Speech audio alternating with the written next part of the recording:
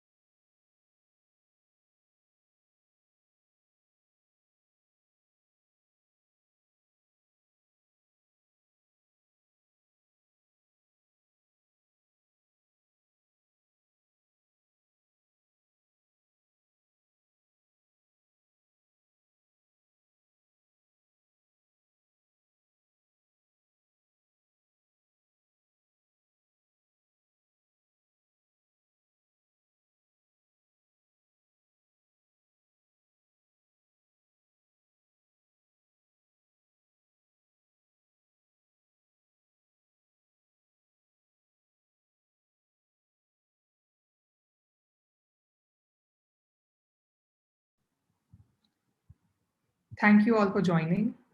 We will just take a few more minutes to start.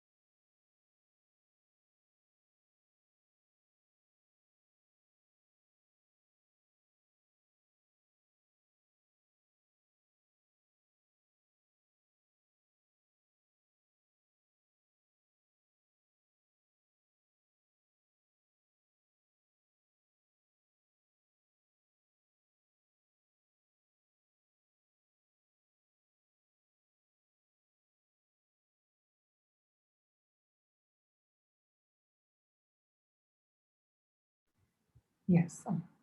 Good evening, everyone. Welcome to the very first event of the Kurla Varki Design Forum 2021. I'm Aksha Gajjar, a fresh graduate, an architecture graduate from SET University. Having attended and been a part of the forum for the past 5 years in various capacities, it has been an enriching as well as thrilling journey to be one of the conveners for this year's forum alongside Heer Shah and Ujjwala Krishna. Hello, I'm Heer. Hello, and I'm Ujjwala, and we will be hosting this session tonight. To start, we would like to give a little background about the forum. Kurla Varki Design Forum is an annual student-run forum at SET University in Ahmedabad, India. Started in 2000, the forum is celebrating its 20th year this time and has always strived to critically question the discipline of architecture. Kurla Varki Design Forum brings together final year projects from various architectural schools to foster discussions on current debates.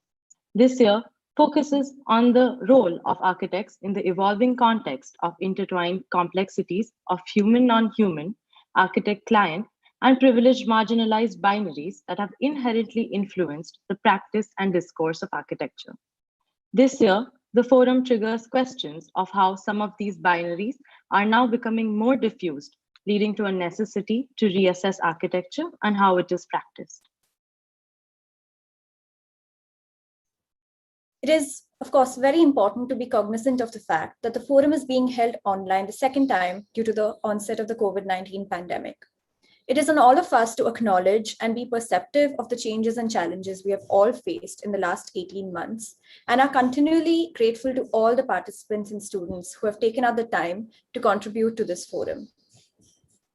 We start this year's forum with a memorial lecture held in the memory of Professor Kurla Varki, with the speaker giving their views on the art, technique, discipline, practice, and profession of architecture today.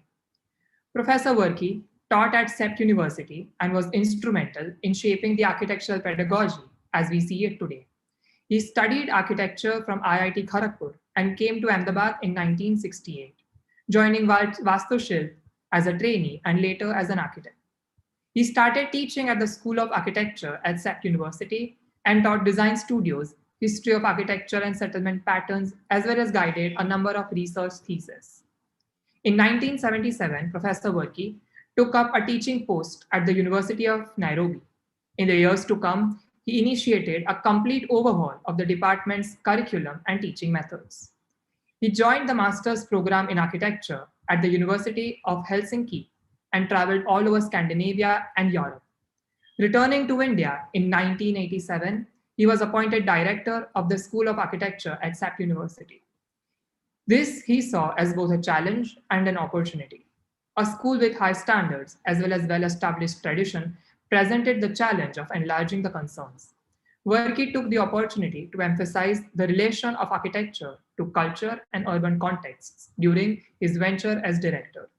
In these last years, he had been a much respected and sought after participant in educational and professional forums across the country.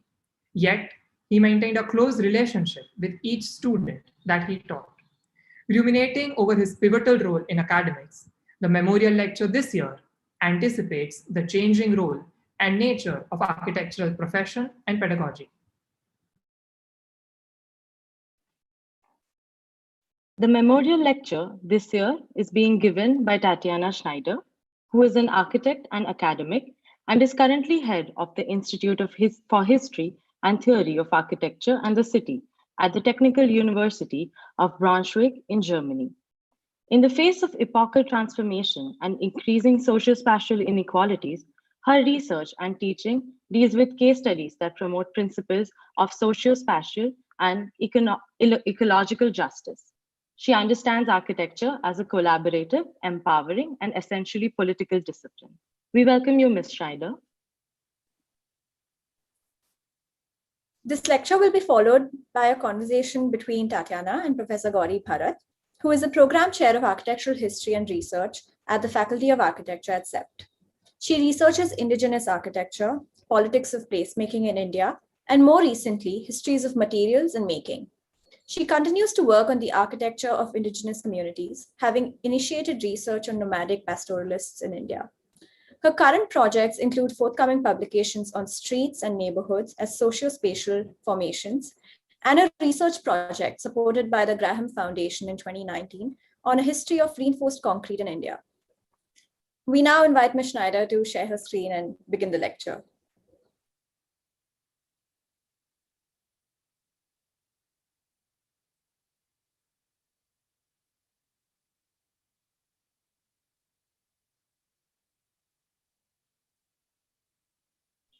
Tatjana, you're muted.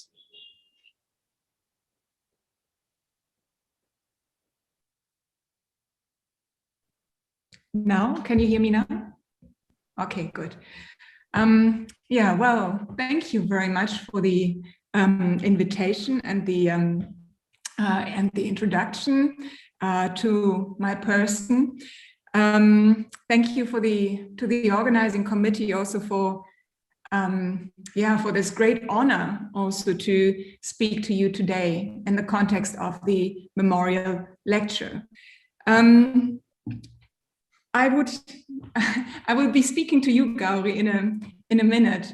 We've known each other for a while, and someone I would like to thank who might be in the audience, but someone who was key to introducing us and also introducing me to this forum a number of years ago is, of course, Professor Chaya, who has not only introduced me to CEPT, and many other institutions across India, but also to a wide range of people who have become, over the years, treasured collaborators and critical friends. So if you're there, Chaya, thank you very much for that. And thank you for introducing me also to this group of people here. What am I going to talk about today? I should start by saying that I do not have a proper title for this lecture. There is one on this slide, but it's tentative at best. What I want to do instead is to take you on a stroll, on an exploratory walk, you may say. There's many words for what's to come through this immense field of architecture. And of course, that in itself is a sheer impossible undertaking. But I will still attempt an approximation, you might say, circling around issues and challenges for this field, this discipline and this profession. And of course, I will come at it from my perspective. And what does that mean when I say that? Well, I was born in Germany. I was educated in Germany. I studied in the UK. I did my doctorate also in the UK and worked at Sheffield University for a very long time. I have spent time in other parts of the world, but never really for very long. So I studied architecture, and rather early, I should say, I also realized how tightly controlled architectural knowledge was, how guarded its so-called canon, the stuff that makes up what you're supposed to know, was or still is, and the resulting narrowness of what I was taught. I'm trying to shift my the next slide. Okay.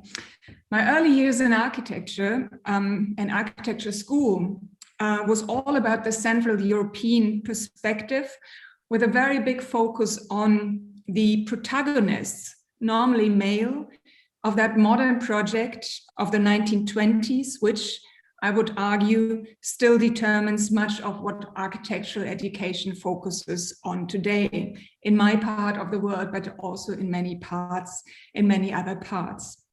To cut a very long story short, my own realizations of the absence of many things in my architectural history books, women for once, but also perspectives that were maybe a little bit more critical of this modern project, and the dominant men and their technologies and visions led me towards embarking on my own trajectory of, let's say, on the one hand, expanding the focus critically, and on the other hand, making visible other and less isolated, less narrow, but also less violent approaches to the production and the making of space. I'll expand a little bit on this. I'll start with a question that might seem rhetoric. What, I ask you, is architecture? Designing stuff, of course, you might say, smaller and bigger buildings, sometimes whole neighborhoods, sometimes maybe even cities. And of course, that is what you learn, what you tend to learn in slight variations, but this is the gist of things, regardless of where you are, in Chile or in North America, in Slovenia or Australia. And so the argument goes, it really is not that simple. What is architecture is really not a simple question to answer. And it never actually really is. Because you see, architecture as a word may appear innocent, but of course it's not. For this field from which this term emerges and of which it is part, it is in fact a tangle, a bunch of controversies, ambitions, and desires. It is woven into this complex mesh of challenges and interdependencies of this world. It occupies different, often very contradicting parts within a myriad of networks, which are in themselves composed of a multitude of other networks. It is made up and inhabited by stuff, by people and ideologies, by technologies and regulations, by materials and matter, but it's also charged with power. Architecture speaks of and to money, as well as the possibility to make lots of money, not necessarily for the architects, but certainly for those who deal with buildings, speculate with buildings, or trade buildings. And this entanglement with capital, that is something that makes things as murky as can be. You see, buildings have come to stand for safe and secure investments still. They have value even before they've been built and inhabited. Buildings, you can say, even when they stand empty, even when they stand empty for a very long time, mean big bucks. And it is those systems and mechanisms then that more often than not drive and define architecture, drive and define what should be for the many. Money or capital makes architecture. What does this do with the skills that you come to learn in architecture schools? Those analytical skills that begin to understand space and people. Those skills of visualizing and explaining, those skills of finding your own project, defining your own brief, or writing your own hypothesis. Those skills of drawing and presenting your projects. Well, in the worst of cases, once out of school, your skills, and apologies if this sounds rather harsh, are being instrumentalized, become instruments for the realization of ever more wealth for the already very privileged. It's a choice, of course, but at the moment still, and again, this may sound a little harsh, most architects are happy to play along. They do this despite this growing body of knowledge and heaps upon heaps of observations and evidence that point to the violent nature and exploitative practices of these processes that accompany many architectural projects, if you want to call what you see on these pictures here architecture. It disguises forced displacement as progress, ravaging the planet and its fragile ecosystems for short-term gains as if there was no tomorrow. So what my work has been concerned about then is a, let's call it confrontation of those powerful forces that turn architecture into a playground for capital. My work also attempts to reveal how business as usual or playing along may be comfortable, but will not be able to address the urgent questions of our time, including and maybe above all, the climate emergency. This work, of which I will talk about in a bit, but in a way you're already also right in the middle of it, is driven by the desire to seek and an understanding about what the real world is like, what it is made of, and whom or what it is made by. So I'm exploring, and I do this in a multitude of collaborations. I hardly ever work on my own. How different takes on knowledge, how different takes on reason can provide different perspectives on the mess we are in.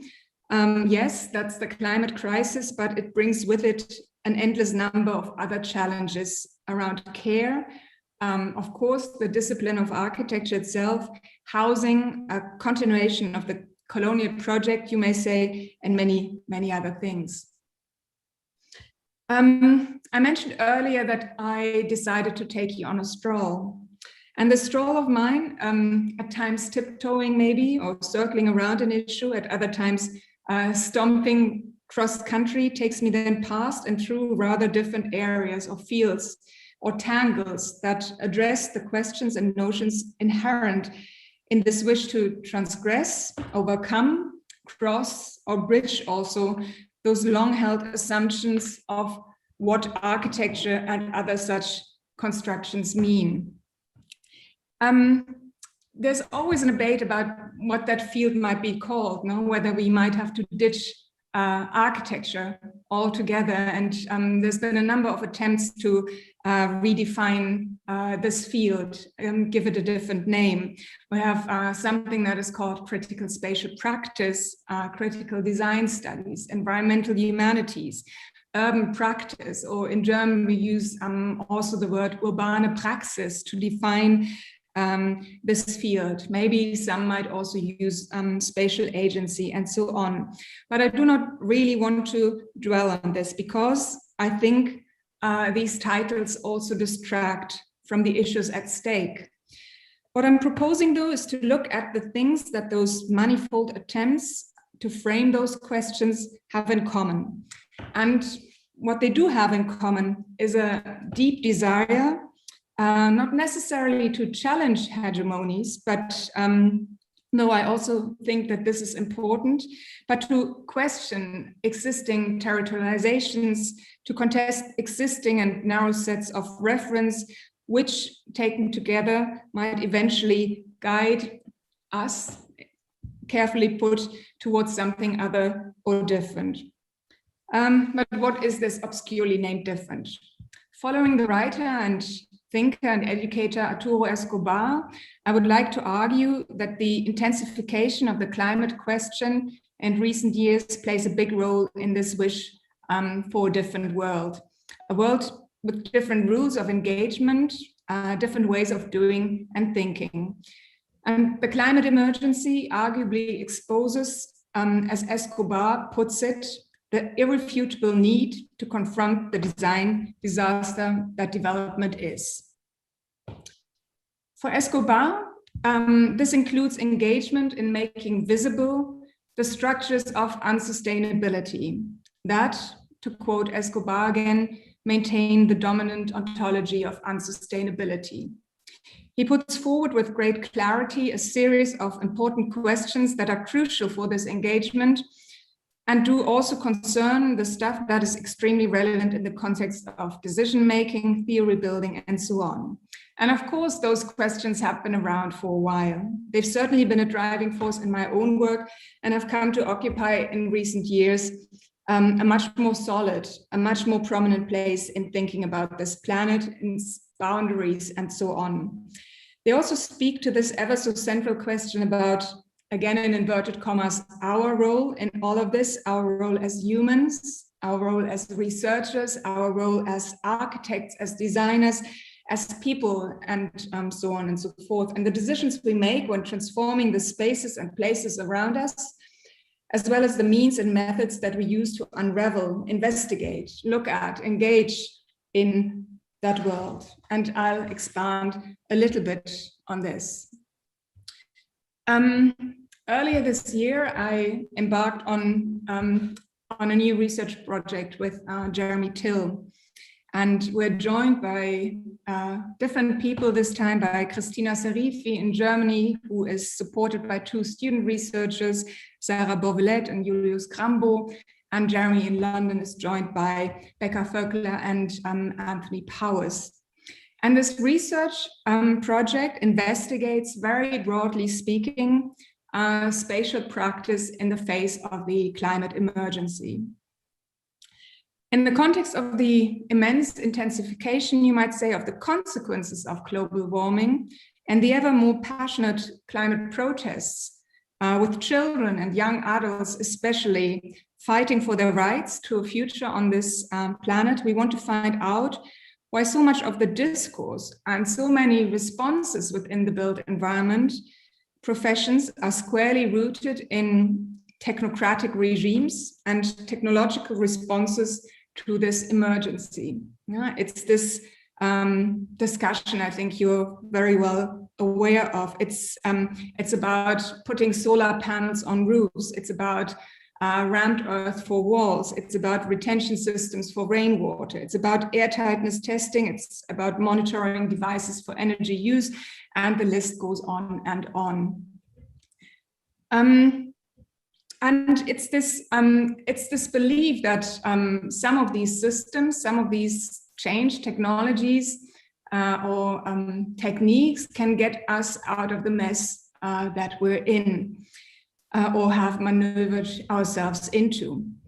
In the context of Germany, but also places elsewhere, it is the I can continue to build single family houses and make it more sustainable discussion, or the I can still build big and then get a certificate from a registered organization about my building's energy efficiency discussion. Maybe you know what I mean, but I put it slightly differently to get to the point.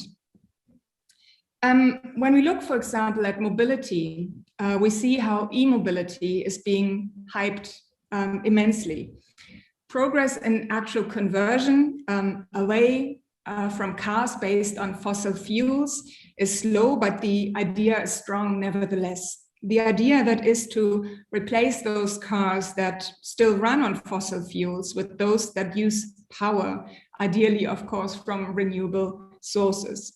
And the point I'm trying to make here is that, of course, we cannot simply replace all cars that still run on fossil fuels with other ones that use power from a special socket.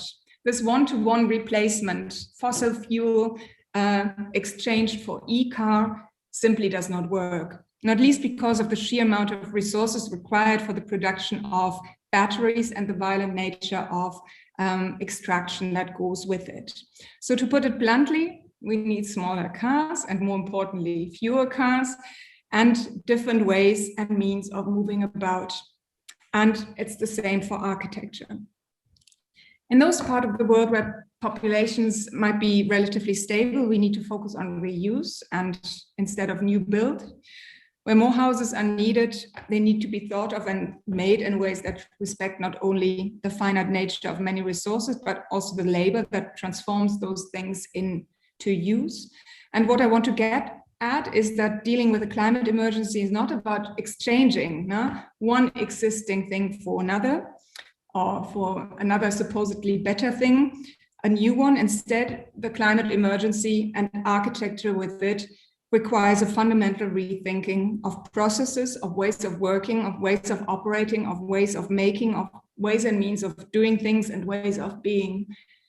So don't get me wrong, no? Technical fixes might still be one option for some issues, but in general, they deflect the issue at hand. They deflect from the underlying causes of the climate emergency, capitalism, maybe imperialism, and the ways in which those mechanisms work. How does it work? Well, very simply, very simplistically put, it reduces wage labor and social relations to commodity exchanges or series of commodity exchanges. Since much of our exchange is based on extraction and also exploitation, it can never be fair. Neither can it be inclusive. The system that put us into this mess we are in is in effect, you could say, maybe carefully, undemocratic. As such, it seems quite unsuited as socioeconomic model to drive any form of development. Obviously, it is easy to dismiss any critique of capitalism and imperialism, and I almost understand that to a certain degree. But it's important to understand that these principles and mechanisms permeate socioeconomic systems wherever we are on the large and the small scale. So the research project, to come back to this, that I started to talk about a little, tries to put in focus perspectives, if you wish, that are based on a different, let's say, philosophical approach, one that requires all actions and interventions to nurture being. Rather than being extractivist, we need to cultivate what Donna Haraway calls responsibility, so the ability to actually respond to crises or to challenges or to issues. And rather than caring just for the here and now, we need to put into focus also future generations, so people who are not already here. And we need to consider not just the present, of course, but also different times and different realities, different points of view, of course. Leaving comfortable bubbles is one part of this, where the focus is on the best possible option for the many and the collective, rather than individual gain. And this is important. It needs to be local, but at the same time global in approach, so aware of the consequences of interventions. For this to work, so the hunch or maybe the gut feeling, and not just in this project, we do not only have to develop new collective and collaborative imaginaries, so the future that could be, that might be.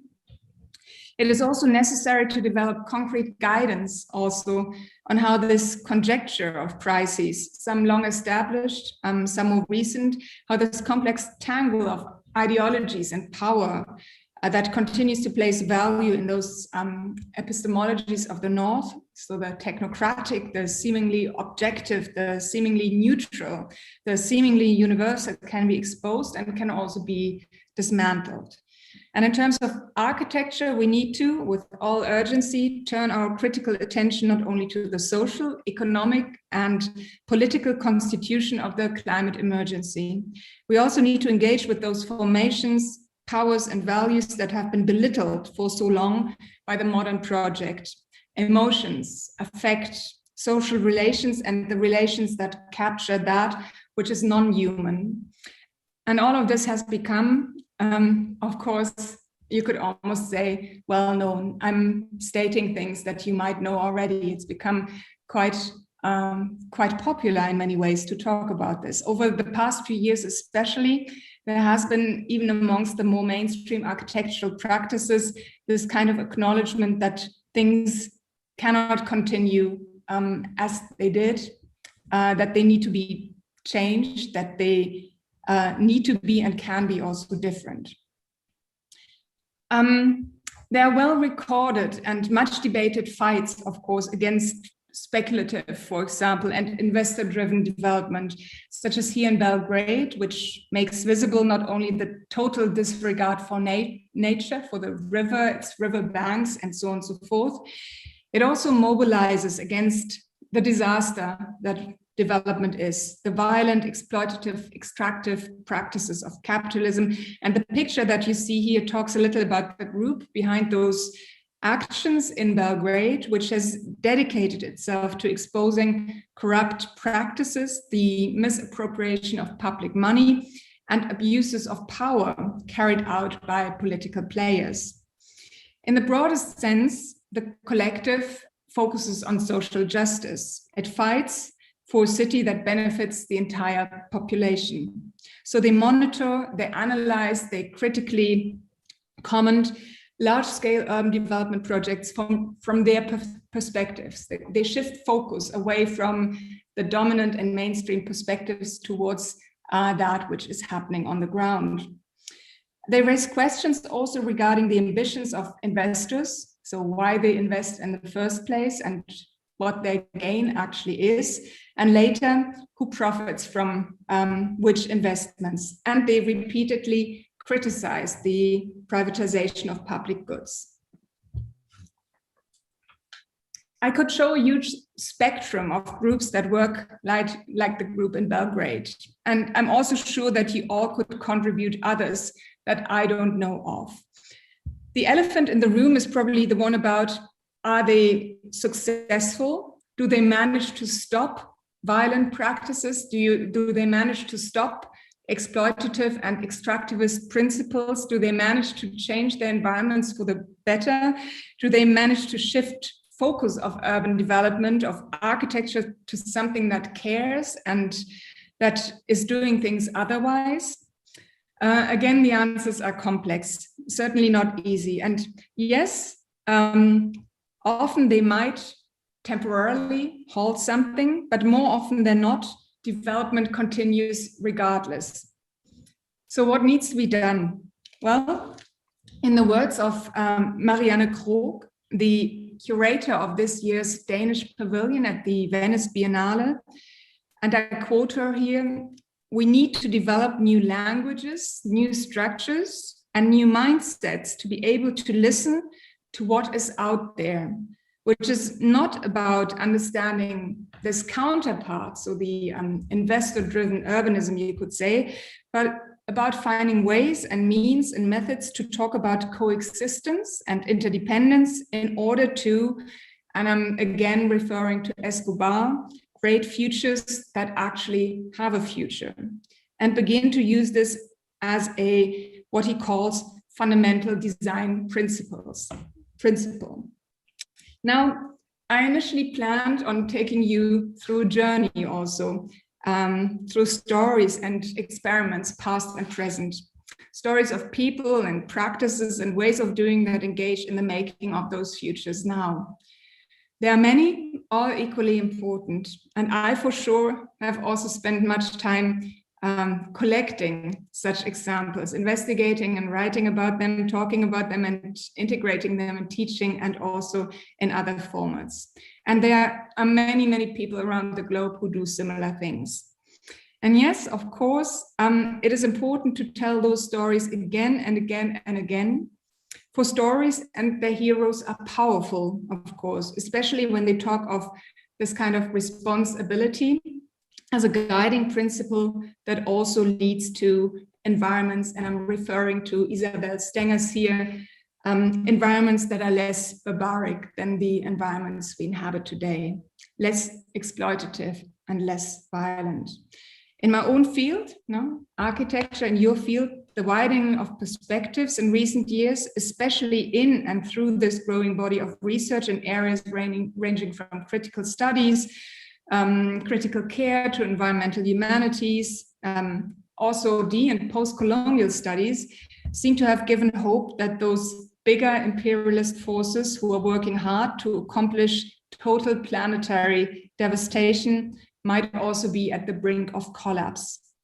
So don't get me wrong when I'm also critical about those experiments and practices that I myself have collected also for a very long time, including this project here, which I was part of in the making of the book, but also contributor to a series of projects. I'm not standing here to deny the power of such practices, and I do not want to deny the impact research and much activism in this area has had with regards to creating those other perspectives, those landscapes of emancipatory or maybe also transformative futures, other possibilities as well. And yes, of course, we could sit here and celebrate also those success stories. We could and should maybe also idolize some and iconize some of those as harbingers for this better, more caring, more common good oriented future, more focused on coexistence, a world that maybe celebrates also community gardens and neighborhood initiatives and artist-driven regeneration projects, housing developments that manage to evade processes of total financialization. And yes to all that. But we're not quite there, right? Especially looked at through the lenses of those more recent social movements, and I've mentioned Fridays for Future and Extinction Rebellion already. Many lighthouse and best practice projects have considerable limitations. And this is not to say that we shouldn't do them or shouldn't engage in them, but be aware of those limitations. And on top of this, their work, you could also say, has been hampered immensely and seriously by the ongoing pandemic too. But the point I really want to make here is that many of those experiments that we could talk about collectively often also do not manage to escape the logics they want to counter. Instead, they often reinforce established ways of doing.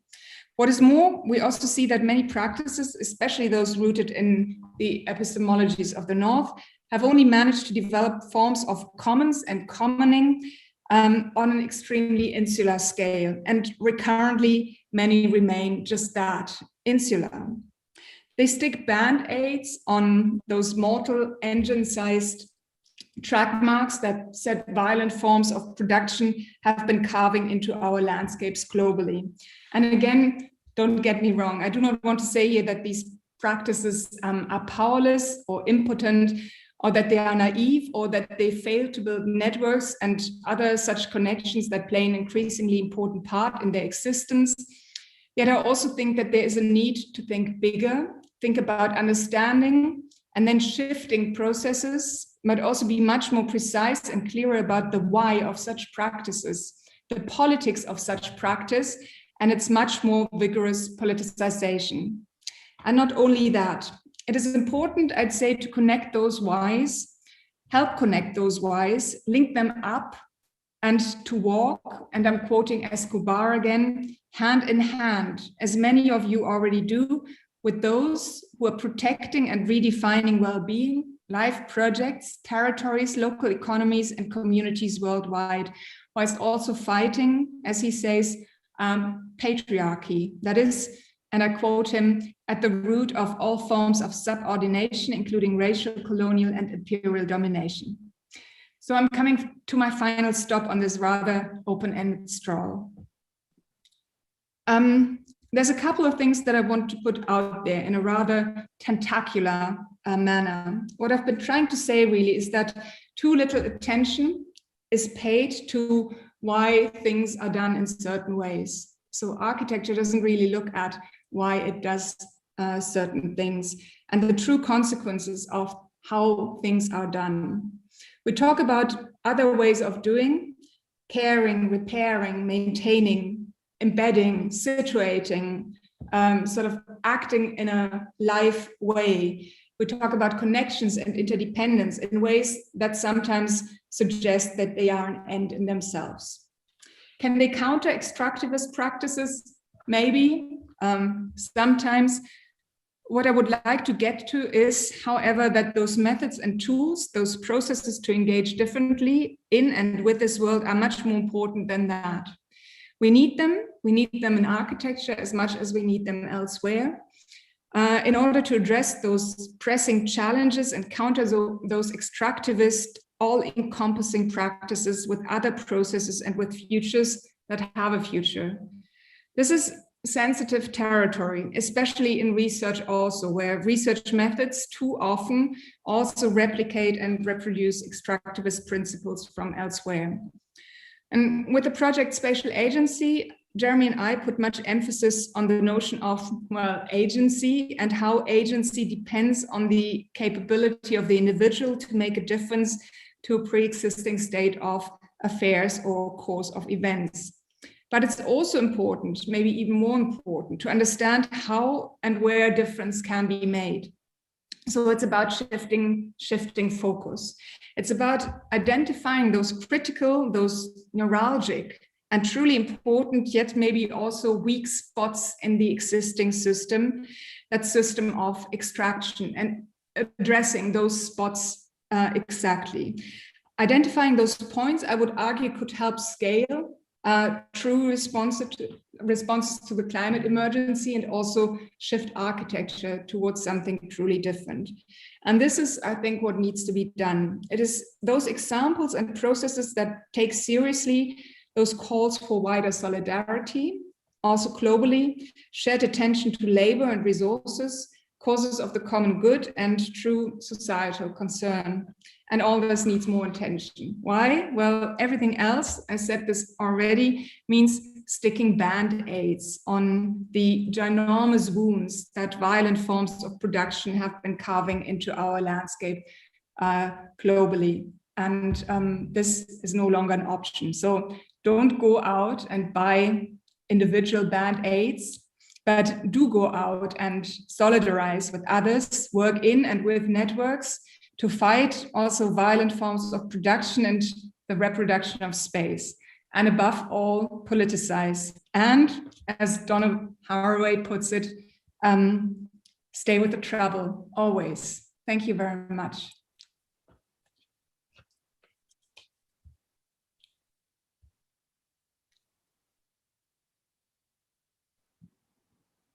Thanks. What should I do now? Yes. Unshare my screen? Sure. Okay. Let's see what happens. Okay. I see you slightly bigger now. Tatjana, for this penetrating and rather shrewd lecture. The lecture has made us critically question and actually re-examine the futures that we are heading towards, and has thereby made us really think, and I would rather say rethink, our roles as active shapers of the built environment. I would now like to invite Professor Gauri Bharat to commence the discussion. We encourage the audience to post their curiosities and questions in the Q&A chat box that we will take at the end of the discussion. And in order to make it even more engaging and lively, we also propose that people who would like to come up to the panel towards the end of the discussion could just put their names in the Q&A chat box, and we would be very glad to have people up here and make it a little more engaging conversation. Over to you, Tatjana and Gauri. Thank you, Akshay. Thank you so much, Tatjana. That was wonderfully provocating. I'm familiar with your work, and I think members of the audience may not know that I think Tatjana is running for elections as mayor of Braunschweig. And I'm saying that because that was really a shot in the arm for many of us who've been wondering whether is it at all possible to for an architect to be an activist and for activism to feature more prominently and more significantly within architectural discourses. So your move was really quite a phenomenal one, and it's been hugely inspiring. And so I have to mention that it's been a very important step where you are really showing your commitment to the kinds of futures that we want to build. So that was a wonderful, inspirational moment in the middle of the pandemic. So coming to there are so many thoughts from your talk, but I thought I'll just start by going back to the fact that this is the memorial lecture. And Professor Varki passed away 21 years ago. And before a lot of these discussions, had at least percolated to architecture schools. And so one of the questions for people like me who've studied with him and who really still consider him as, we would have looked up to what Varkey thought about this whole climate change issue. We don't know, and as historians, we don't speculate on what may have been. But I think the one thing that strikes me, and this is pulling this out of Albus Dumbledore and Harry Potter, I think Varkey would have said that there is that we will soon reach that time, or we are already in that time where we will have to choose between what is right and what is easy. I suspect that that's how Professor Varkey would have thought about this. So coming from that kind of place, a lot of what you showed, and here I'm sort of playing a bit of the devil's advocate, a lot of what you showed are very difficult individual choices to make. So as young architects, when you get a commission, it's very difficult to say that the land on which this project is going to be built has been illegally procured or has displaced a large. A lot of my colleagues who are practicing have had a lot of these dilemmas. And at the moment of that dilemma, any commitment to equity, to justice, to climate change almost seems like a binary choice. So you can either work as an architect or you can have a commitment to climate change. At those moments, it seems like that. And it doesn't have to be. So I think what you said towards the end, that it's not that these practices have got it all right or have it all sorted. So, and I think that is where that gap for promise and hope lies, that it's not a binary. It's not that all systems will be in place, everything will be just and equitable, or that it's all hopeless. But within that, if you could share some examples of, you mentioned a number of examples, even if there are a couple of examples which are steps in the right direction, because I think a significant number of the audience here, they are all recent graduates or they are students. And even if they are small steps, but if they are small steps in the right direction, so you get a sense of what do you do when you are faced with a conundrum like this. There are a few examples from India, and I think students have been sort of very open to these possibilities and these questions. And I mean, we'll come to the question of education later, but if there is, some people who really struck, or practices that really are stuck with you in terms of having made efforts in the right direction, and if you're happy to share a couple of examples or something.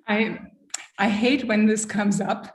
Sorry about that. I didn't mean to put on the spot again about these things. But yes, of course, there's examples. And Gauri, I think you're absolutely right. It's not about right or wrong, but it's sort of acknowledging also your complicity in these kind of processes, no?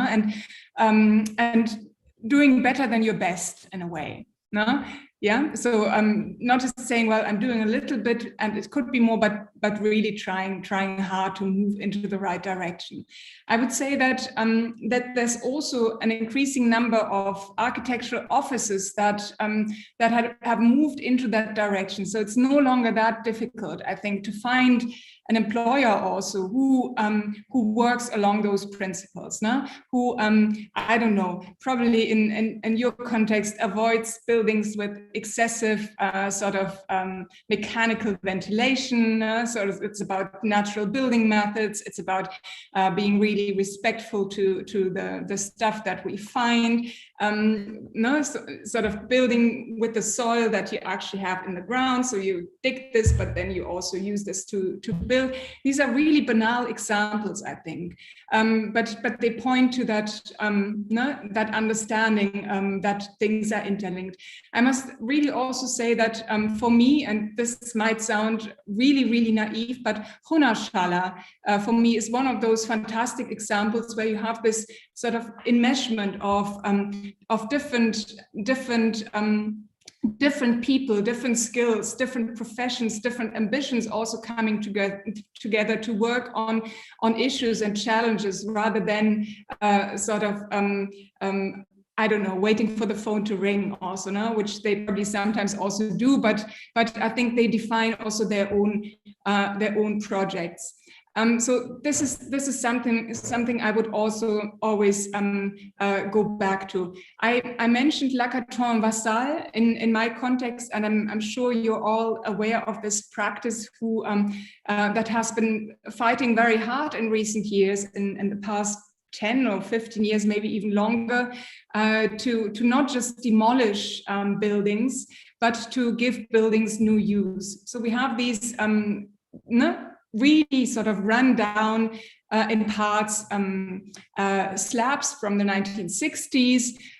They're completely non-attractive, and somehow they managed, sometimes also by engaging with local policymakers, to change also local building laws, to build more generously, to sort of add things rather than just take it away. So when I talk about extraction, it's also reconsidering, is something being demolished or new built? It's this kind of carefulness, I think, in looking at stuff. There's a practice in Belgium, so I can draw out maybe some examples from the context I'm in, called Rotor, and Rotor has been working in the field of sort of this careful dismantling of existing buildings. And you know that, I think, from your context already, that it makes sense to not just dump the marble tiles on a heap somewhere, but you sort of take it apart. No? And I think it's many practices that are very, very wasteful, and that have defined, I think, the world I grew up in. It's sort of, taking things down and without care for anything, this and that and the other. But there's also practices who look very closely, and they might then work for investors, but they work for in ways that think buildings as something that can also be dismantled again. No? And this is something young architects, I think, can also really truly engage in sort of finding ways and means of making it easy for buildings to evolve, to be taken apart again when they're no longer fit for purpose, without buildings becoming just more waste again. Now, so I think in many ways it's also really clever design principles about flexibility, but also adaptability to different purposes. So having sort of a long perspective in mind, robust buildings rather than stuff that is only there for 10 years time. So I think it's a myriad of principles, without wanting to name too many names, that we could talk about here. No? But it's really very often about clever design principles also. And sort of working towards those. It's maybe something that architects can most easily influence, but then also working against early obsolescence, and in the best of cases, sort of really truly also combining the kind of social aspects with other aspects. Yeah, I think the point that you made about that this is about clever design, and I think that is an area that probably doesn't get as much attention as it should, that any question of equity or justice or environmental sustainability, it's not external to the design process, but it requires a fundamental rethinking of how do you ask your questions? What are you designing for? And in that sense, while there are sort of obviously anecdotal developments, especially if I think in terms of India, in fact, I think you had told me once that there were some 500 odd architecture schools. And I think we are talking about a very, very uneven landscape of education, where for a majority of the schools, the question of design is still the production of form. And a whole lot of questions of how do we make buildings, how do we produce these buildings, under what conditions are they produced, are assumed to be outside the purview of architects. Mm-hmm. So just coming at this from a sort of slightly different perspective, 50, 60, 70 years ago, we've heard of architects who would design all aspects of the building. They would design every door handle to figure out where the materials came from and so on and so forth. Do you see a narrowing down, or could we safely say that compared to the past few decades, there is a narrowing down of what it is of an architect's agency, what it is that they are expected to do. And everything else is then somebody else's responsibility, or somebody else takes on that job, which works, which has some economic logic to it, but then it just now creates so many stakeholders that for the average practice, it becomes very difficult to say, okay, now how do we, for every decision you're negotiating with 6 or 7 different people. But is that sort of a historical narrowing down of what an architect's agency is, or, has it been like this since the beginnings of? I don't know, difficult to say now.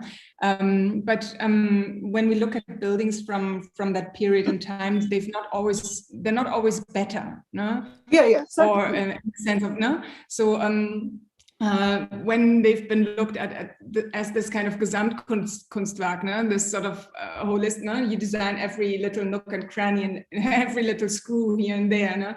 I'm not quite sure, and I'm really not quite sure whether, I think there is a narrowing, no? But I also think that in many parts there's also a widening. So when it comes to these kind of practices, right, that maybe engage in the kind of social again, that maybe look for different trajectories. So when I look at Lacaton Vassal again, no, there's certainly, I think, this kind of widening of, well, we need to look at, or understanding, no, we need to look at policy in order to change also housing standards. We need to engage with the housing association in order to see how people can stay within their houses when refurbishment is going on. So I think there's an almost also self-imposed will to become more involved again. And maybe this is something that is interesting, that maybe those who begin to understand what the interconnections are and who want to stay on also for longer, and for more and other things, they actually also choose to take on other stuff. So I don't know whether there's a global tendency or anything. It's really difficult to say, but when you look at these kind of practices with this kind of expanded understanding of what it might mean to do architecture, I think there's certainly a widening of the scope that has come to define architecture. Yeah, sorry, I missed a few lines in the middle, some internet connection things. But I think 2 points are very interesting in what you said. So one is obviously, yes, it's not necessarily a narrowing, but there's a shift, and it's an unequal shift. What's also interesting, it's just something that sort of, unless you pay careful attention to, sometimes you don't register that the sort of climate change crisis has been many years in the making. And so the recent research that I was doing, and you realize that historically, we've been opting for solutions that were easier, solutions that were cheaper, and that fed into political hegemonies of whatever sort. So the idea of equity is always something that has that is very much a modern construct, and so the need to sort of fight for it. Where I'm coming at is this: there is very often a certain romanticization of the past as having been a more sustainable place. And what you're also saying is that, even if you look at architects in the past, there was a desire to craft a building almost at all odds. So you have these wonderful objects, but if you had to trace the kind of material ecosystem of those objects, incredibly crazy carbon footprints for that kind of time. But that is what is largely valorized as wonderful works of wonderful works. So, and this is a sort of slightly open-ended question. So you can just sort of, how do we rethink architectural history? in order to make some of these questions of climate change, sort of how do we locate this question in the past, if you think that's essential at all? I mean, since you're also running a history program, so this is really coming from there. Is there a role, is there a need to rethink architectural history in order to sort of shift the balances and priorities that we have today? I think yes, no? And I've been looking quite, so I lived in the UK for quite a long time, right? And I've looked quite extensively at also the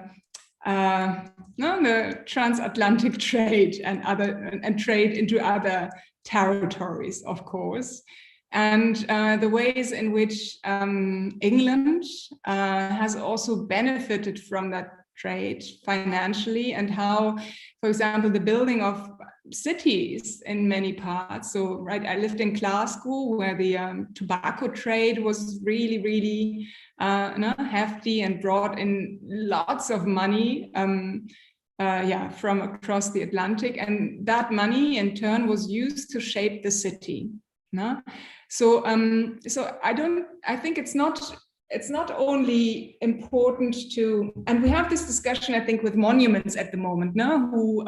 Who might be presented in front of town halls or in front of on squares and this, and then which are the people that are being treasured. But of course, what we don't necessarily talk about is where the money came from and where the materials came from that actually built these cities in the first place.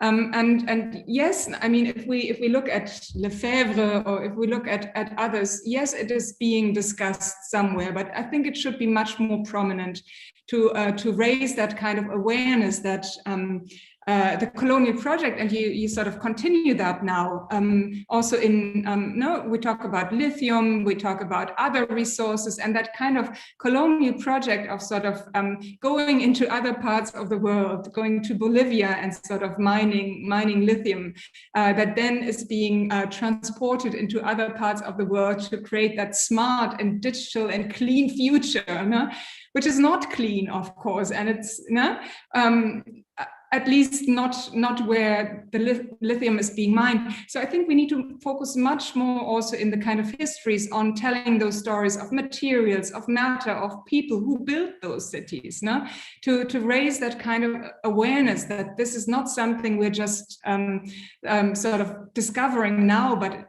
we're living in it now. Sort of we're living in these kind of continuations of that project, and to understand, I think to understand this is also really understanding that social inequalities, they're not something new, they're sort of historically inscribed, and for this I think it would be lovely to look at history again and also redefine what the terms of reference actually are. Yeah, I think the whole question of extraction is really something that it's incredible now that it has come into conversation. You can't unsee it, but then for generations, that's just not been part of the conversation at all. How were buildings made? Where did the materials come from? And how a lot of the buildings that have survived, that come down to us, have been very narrowly idealized as expressions of power alone, and nothing beyond that mattered.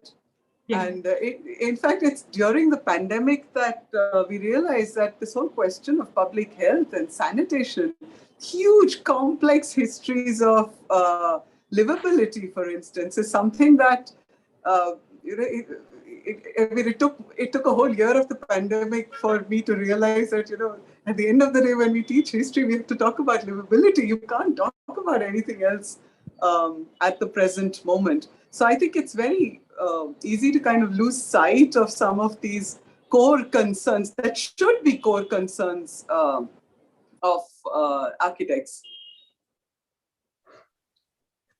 Professor Chaya has... Yes, yeah.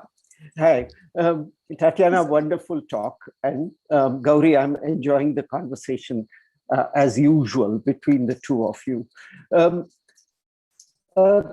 I think in relation to the whole understanding of extraction and the understanding of its effects on everything, there can be 2 points of view. One is from the position of those economies which were the extractive economies.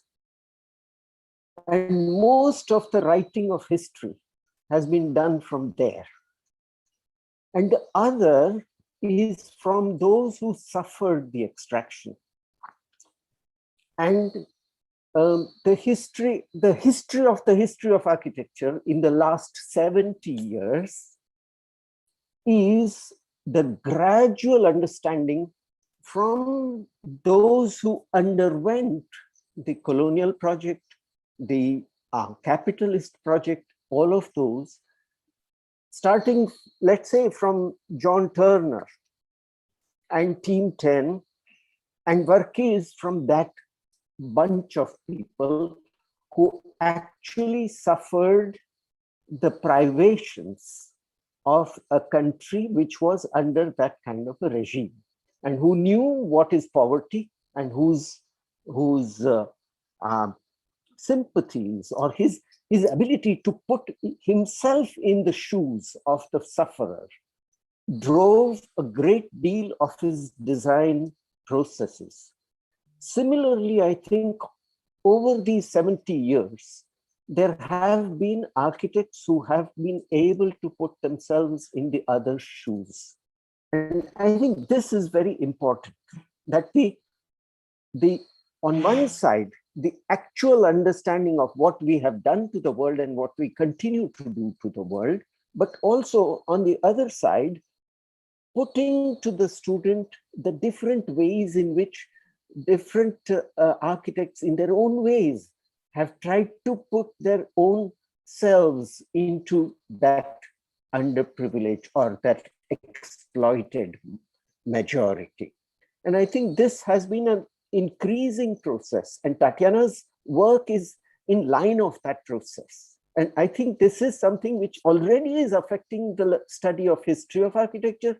It should affect the study of design as well, and it should affect our activities as citizens as much as it affects our activities as architects. And I think this is something which is a large project. What Tatjana has brought today is so huge, but in each one of us, in our lives, it is happening. In our everyday relationships, we are seeing what poverty does, what that deprivation does, what extraction does. And this, in small ways, we are able to respond to that in whatever way. But I think this awareness starting to affect us is the most important thing. And there, both education, but as well as the culturing of our interactions like this forum.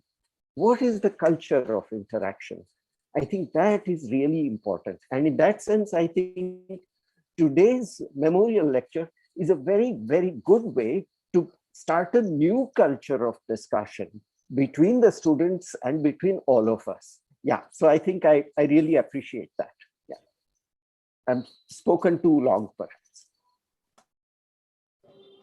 No, sir, always welcome.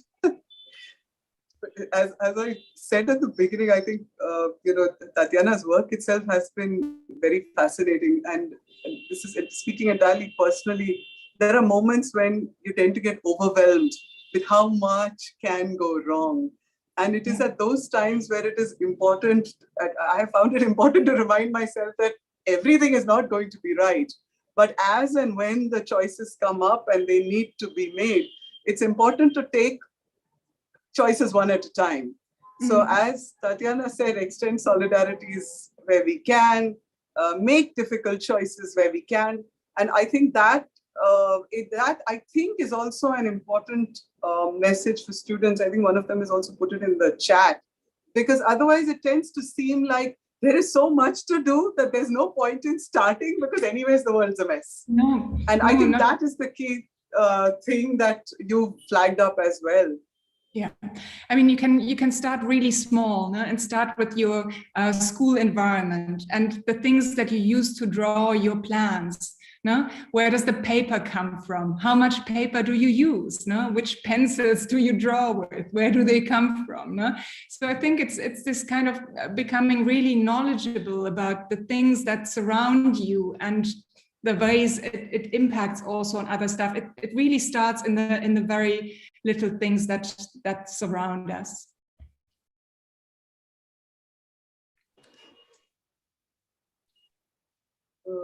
I think if the students, there are a few questions coming up in the Q&A box, so maybe you can pick those up and then plug in if there's something more we'd like to add. And there will be things we want to add, but I think it's good to give the students a chance to put their questions and thoughts forward.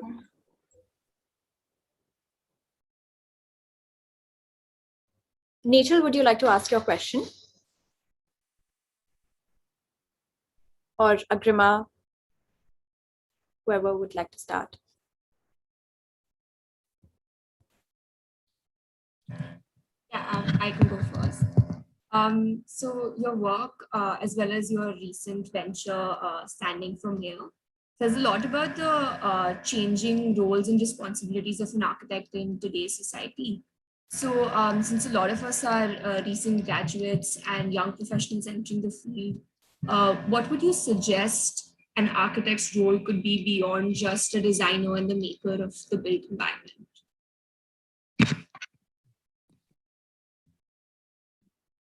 So I'm back again.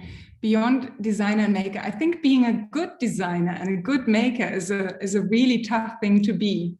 No? Sort of, I don't know whether you really need to be anything else, but I think when Gauri asked me earlier, no, I think too little attention is being paid to those smart and clever and sensible. So being a very good designer is a pretty hard task. I think. So I think it's look at those things. Look at obsolescence, how you can avoid it. Look at how building can be robust so it remains in use or can remain in use. How it can be used by maybe many different people taking care of those manifold and different stories that might influence it. And Professor Chaya just talked about understanding your site, understanding the people you might be building for. No? I mean, this is an immense task, and I think this is an extremely interesting task. So I don't think you need anything beyond that. But taking what you've learned really seriously and going out there and applying it as best as you can. I hope this answers your question. Mm-hmm. Yeah, and leading from the previous question, I wanted to ask that how does one expect to substantiate that role when opportunities in the real world, ones to really act upon, are very few and scattered? Or we can say that privileged exposure to such is missing or available to only a few people. I must say, I'm really sorry. I did not hear the entire question. The connection was a little bit bad. Could you try again? Yeah. Mm-hmm. So I wanted to ask that how does one expect to substantiate that role when opportunities in the real world, ones to really act upon, are few and scattered? And we can say that exposure to such opportunities is missing or it's only available to a few people. Okay, are they lacking? No, so this is my question to this, because when I started studying architecture, and that was quite a few years back, I also thought the opportunities were lacking. But when you sort of dig into this huge field, you do actually find lots of practices that work in ways that don't put you into a muddle with your ethic. with your ethics also. So I think what really needs to be done also in architecture schools, and doing this much more, I think, is something that we really need quite urgently, is to also talk in architecture school about those options that are out there, no? Sort of putting you also in touch with people who work in those ways. I fall into the trap myself quite often, that I sort of rant about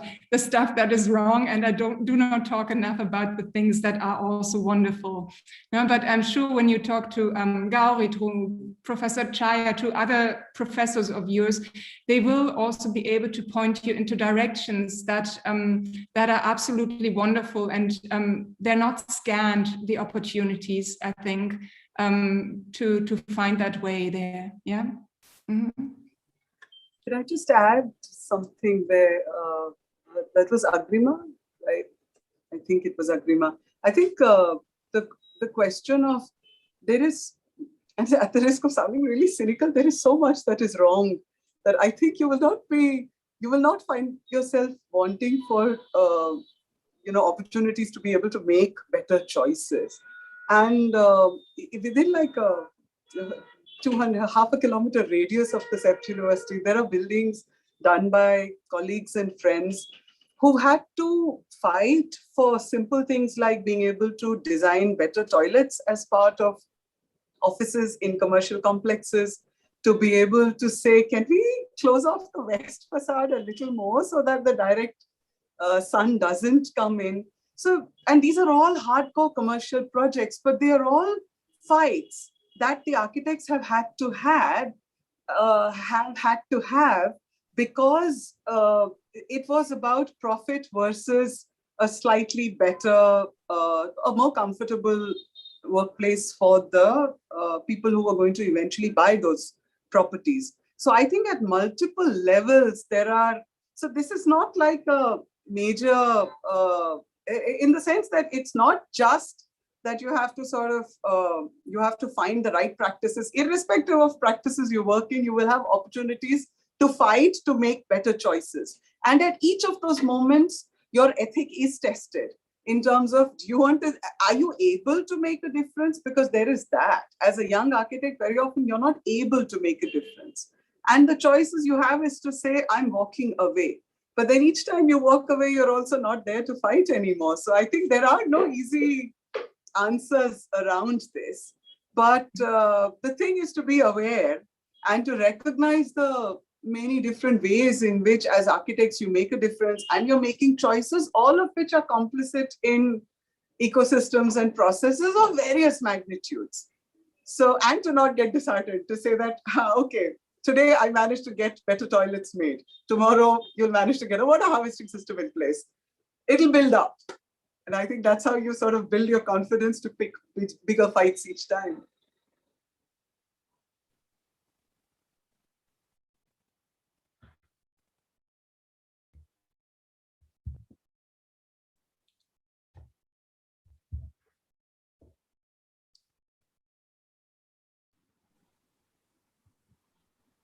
Kashi has a question. Yes, I would like to invite Professor Kashikar to join us. And yeah, thanks, Akshat. Well, I was not planning to join because right now I'm cooking food, but anyways, thanks Tatjana for that amazing talk.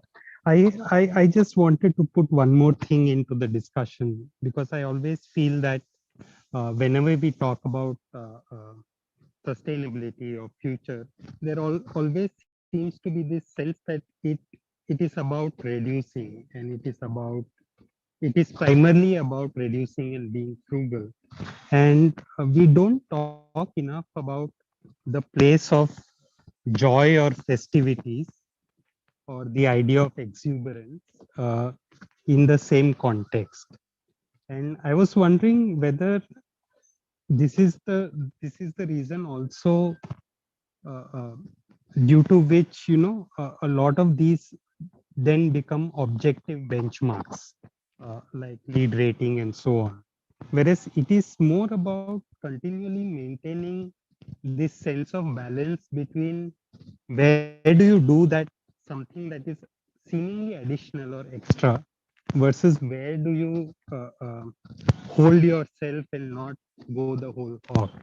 I also say this because again, in courses and studios in education, whenever there is talk of sustainability, it always becomes a serious thing. It becomes something that we have to deal with very heavy heads and in a serious manner. So, if we could, Tatjana, what do you think about this? I couldn't hear you all the time, no. But what I take out of it is really why not put other experience maybe more in the focus. So no, I heard in the beginning joy and exuberance and festivities. So more joyful things rather than the. Is that about the gist? Yeah. Okay. I think I earlier talked about imaginaries, no? And sort of how to maybe also tell other stories. And I think stories with new heroes and because these stories are really sort of, they're taking us on journeys as well. And if anything, so excuse me, I forgot the name of the person who asked before about designer, no? What is the role of the designer? But I think it's also being a good storyteller, no? And sort of choosing what you want to put in focus in your stories. And I think you're absolutely right, Kashika, to say we shouldn't just focus on that which is tedious, but also maybe tell those stories from social interactions, from the moments that really sort of change maybe your lives. Or I think they can also help us to away from the cooking. They can also maybe sort of let us also look at other stuff in different ways. But yeah, I think it's one part of that kind of new storytelling, if anything, of architecture. I think Kashi also meant that we should be happy using all these ways of doing design. Not unhappy because we are being forced to do things to save energy and save material and save all that, but we're really happy that we are making something good. And I think that part of it is really important, that it's not a sacrifice. Sustainability is not a sacrifice. It's actually a fantastic gain. And it's part of the whole joy of being alive on this earth. And I think that Kashi has brought out, I really appreciate that. That is really important, that students shouldn't go away with glum faces. They should think that, wow, this is now the new task, no longer making big forms, now making, happy. This is the kind of thing, I think, yeah. And if I were to just continue with the food analogy, I mean, I would love to eat a lot of khichdi, but then just that right amount of pickle is also necessary. So I'm also wondering in terms of, say, if I directly go down to the use of materials, that little flash of steel, for example, in a project, which is otherwise looking at what is local, what is appropriate, as a sense of joy, as a sense of celebration of something that has to be used like a pickle, that cannot become a khichdi. And in that context, I was saying that maybe we are also losing sense of balance, even in basic decisions of how we use materials or how we use detail.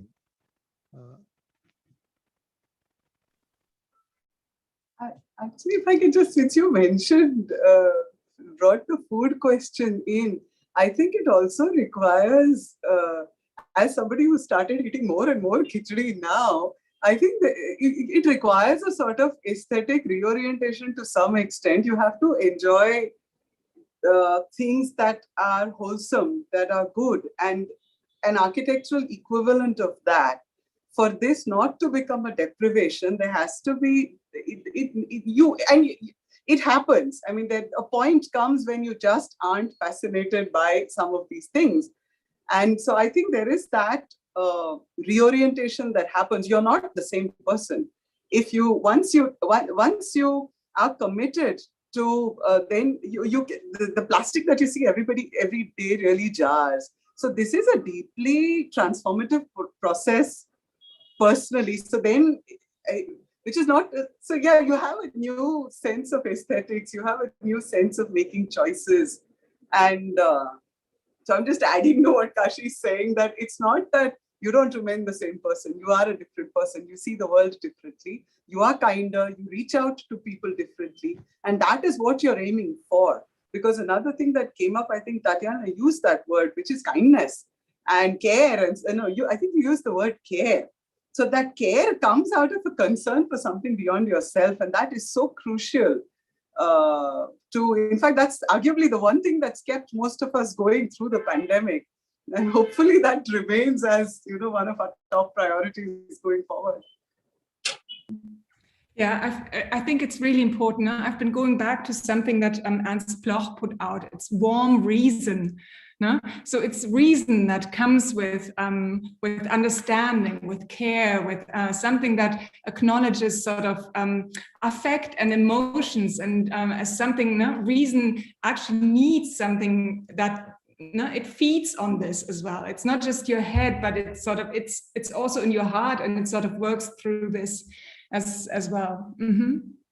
I cannot follow the kitchery discussion, I'm afraid, and the details of of this, but I think I get the gist. It's a kind of porridge. No, I know what kitchery is, but I'm not well versed with the details of its cooking.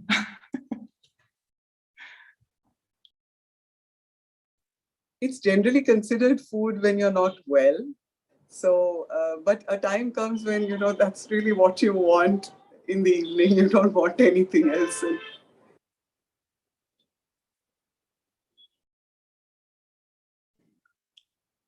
Hi, I had a further question. I'm audible, right? Yeah. So yeah. It was very interestingly pointed out in the course of the discussion how, the agency of an architect has been, so to speak, narrowed with the emerging collaborative paradigms of practice. For instance, today, the way we have to communicate with so many agencies for the culmination of a singular project.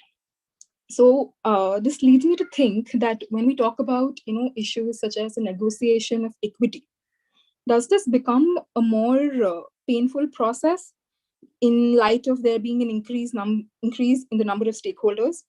And essentially, does this discourse on the deepening number of interdependencies, so to speak, hamper our strife for things like social and environmental justice? Because that would, kind of need an entire educational revolution in the very thinking process of every stakeholder. So what are your thoughts on, this dilemma? Yeah. So if I summarize, because I'm really sorry, my connection is not so good. So you're asking about whether the kind of, I don't know, additional actors in the process might also sometimes hamper other goals in architecture. Is that in a nutshell? Yeah, especially the one heading towards equity and justice. Especially equity and justice. Oh, that's a really big question. Mm-hmm. It depends on. Oh, I will have to think about it, I think. I'm not quite sure. It depends on the type of actors that are coming on board. And I don't know. Sorry, I cannot answer. Maybe someone else can help me here, Gauri, because it would really help if I had a concrete example in mind. I cannot. Let me. I think. Sorry, go. Yeah, sorry. Yeah, we have been trained to think of ourselves as individuals. When we talk about agency, we only talk about our individual agency. Whereas there is agency which arises out of an interaction within a group of people. And that agency is often more It's more difficult, no doubt, but it's something which may be calling together different intelligence. And I think it's not a reduction of architect agency when we have to have a lot of stakeholders. In fact, I've found in my own experience, I've found it's an extremely enjoyable process, more than just responding to a single client. Single client can be very oppressive, but this large number of people, different stakeholders, as you put it, is a very, very good process. And it requires a different stance of body, of mind, of conversation. It requires a different kind of existence. And therefore, our social existence is as important as our individual existence. This we should not forget when practicing. I think that I found that at least quite useful. Yeah. I think I understand now which way you're heading. I would second this, no? in the way that I mean it's this notion of knowledges, no? When you look in the literature, no? So knowledge not as something that is singular, but is constituted actually of many things and stuff. And it's a big challenge, of course, to listen to this, to those different voices. But I think it's absolutely necessary, different voices as well. No? Expose yourself to different voices as well. And this is what you do in architecture school always. No? You have your peers, you have your teachers, you have maybe other people you might live with and who see something, and sort of broadening that and sort of getting these other perspectives in and giving them space is always, I think, yeah, good. Mm-hmm. Yeah, it depends on whether you think of yourself as a racing driver with one car, or you think of yourself as enjoying the street with many different people, different vehicles, different things happening, cows even, and what a street, as opposed to the car which can go so fast. This is the difference. We must have that enjoyment of being part of this whole humanity. And I think that even an architect, we should get away from that Howard Roark thing and get into a sense of being participants rather than leaders. Sorry, Gauri, I took a lot. No, I just wanted to add an anecdote. I mean, this is something I picked up from my children's school, actually. That it required a slight reorientation of how we set the norms for working in the studio. And it became a lot less sort of stressful for everybody when we started saying that, you know, everybody has to help everybody else. Okay, all you have to do is to acknowledge. So in a footnote, write that you got this idea from somebody else. And literally within a matter of a couple of sessions, the entire tone of the working group had changed, because every time somebody needed help, they would actively reach out. And all you expected, there was no expectation of what you would get in return. There was no need to protect your set of ideas or to defend them from people. And I think once we're, it's not easy. I'm not saying it's easy. I'm not saying it comes easily to everybody. But setting the tone for how do you collaborate is, so when you're collaborating, you're not trying to convince everybody else of your ideas. You're saying that I'm open, let's see how this goes. If I find it very difficult, I will step back. And to the extent that I can collaborate, I will. And so then it really then doesn't matter whether it's 5 people, 100 people, completely different people speaking different languages. But I think that, and that is something that I also realize we have to do more actively in our education systems, where instead of competing with each other, we have to encourage the students to collaborate with each other. And it makes for a far better learning experience. And you're learning to be a human being who doesn't hesitate to ask for help and doesn't hesitate to offer help. And that, I think, is something that goes a long way in building a lot of these respectful collaborations and open-mindedness. And I picked it up from my children, my grade 2, grade 4 kids' classrooms. But if they can do it, I think we as adults and professionals certainly can.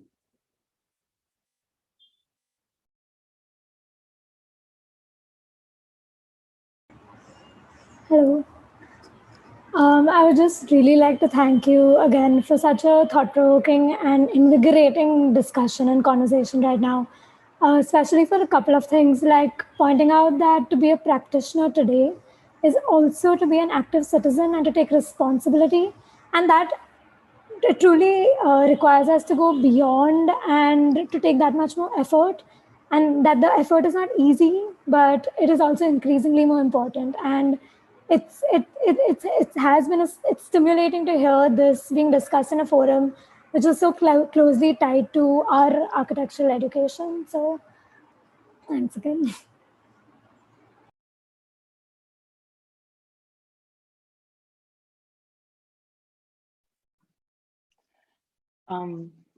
Okay, if we do not have any more questions, then I guess with this, we end our first day of the forum.